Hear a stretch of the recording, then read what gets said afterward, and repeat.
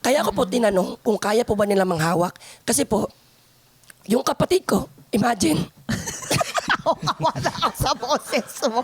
Inisa-isa mo ba yung pangalan ng mga kapatid mo? imagine, yung kapatid ko po nasa dulo po siya ng kama, ng double deck. Hinawakan po yung paa.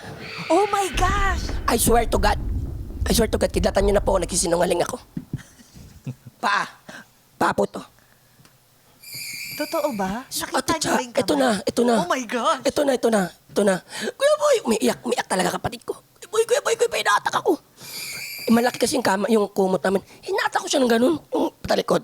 Ganyan. So nagpalit kami posisyon. Pagdating ko, nandito. Ate Cha, Ano? ma'am sir, hinawakan po niya yung kamay ko. At alam niyo po yung hinawakan niya pa ako rin.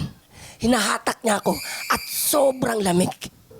Sobrang lamig. Alam mo yung naligo sa ulan? Ano na ba kayo na hinawakan kayo na naligo sa ulan? Ayan, ang lamig ng kamay mo. Kasi kinakabahan ako eh.